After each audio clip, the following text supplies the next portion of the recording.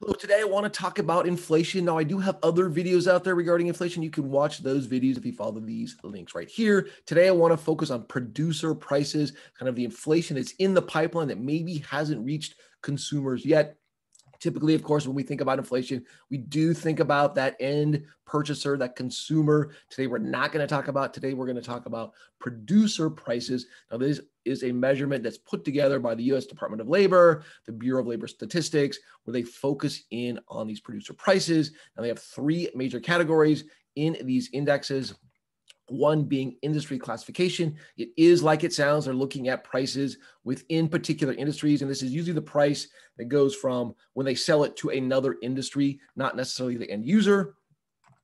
We can see here that this trends up over time, just like inflation does. And we can definitely see here that it's volatile. We saw kind of a sell-off in inflation, or we saw that go down during the global pandemic. And we see obviously a very sharp rise from there, but it's not super abnormal. We see a similar type of pattern during the global financial crisis. Another category we look at, instead of looking at industries, we look at what's the product actually made out of. So we look at all the things made of corn, all the things made of oil, all the things that are made of gold, that kind of thing. So similar products, how those prices are trending. Here again, we see similar pattern. Global financial crisis, we saw a spike and a decline. Here we see, the effects of the global pandemic and the rise in inflation post-pandemic, or at this time right now.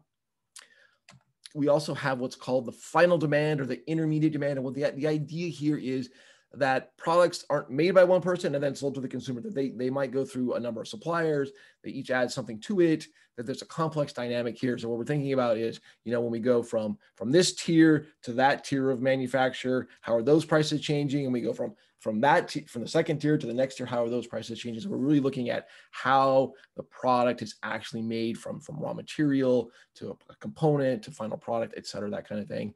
Again, here, we're going to see very similar things. This doesn't go back as far, but we do see the little dip there from the global pandemic, and we see a sharp rise from there. It looks out, kind of out of line or kind of unusual for this particular measurement here. Now, the important thing to remember here is that there are thousands of these indexes. So you think about this giant three-dimensional matrix across these three dimensions, and pretty much any way you can slice and dice the underlying data, they have an index for it. Here is just a quick little snapshot of some of them in processed goods. See, unprocessed goods, they have an index for everything. They have thousands of these indexes, somewhere around 10,000 of these.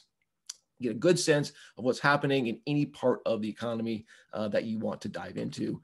Also, the reason I'm talking about this is because it's in the news. Like right now, we're saying, look, things are going crazy from an inflation perspective, whether it's from the consumer side of things or it's on this producer side of things. So here's some headlines. You can pause this if you need to look at it. But certainly there's lots of pressure here. But as we saw in those charts, it's definitely not unprecedented, even if it is more extreme than typical.